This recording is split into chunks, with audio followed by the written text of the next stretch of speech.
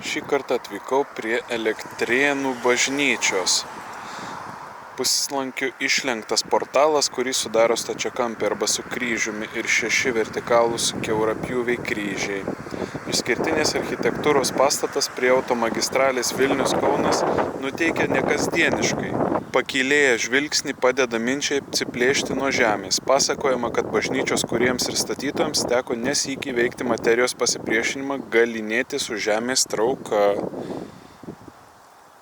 Ši bažnyčia pastatyta, jeigu neklystu, 1996 metais. O kokie. Kaip plaukai, augalai.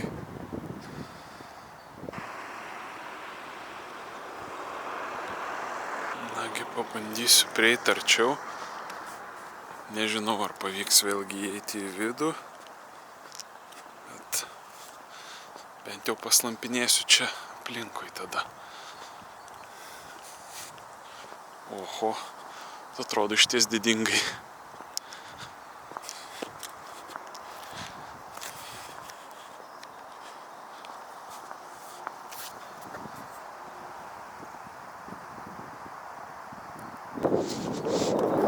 Naktį nuo autostrados vykstant į Vilnių iš Kauno arba atvirkščiai, matosi apšviesta, jeigu neklystu, šita vieta.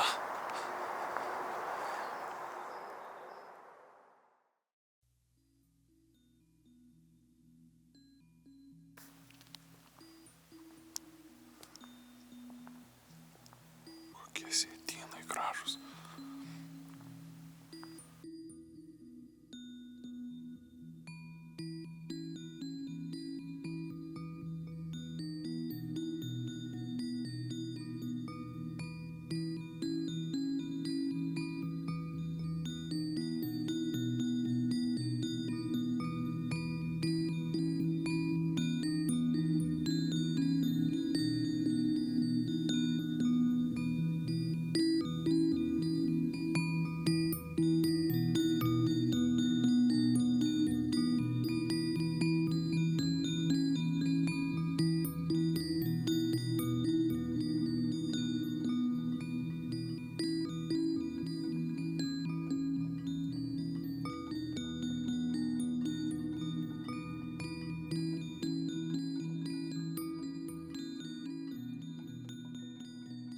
Štai radau lentelę, kurioje patvirtinta, kad bažnyčia konsekruota 96-aisiais Liepos 28.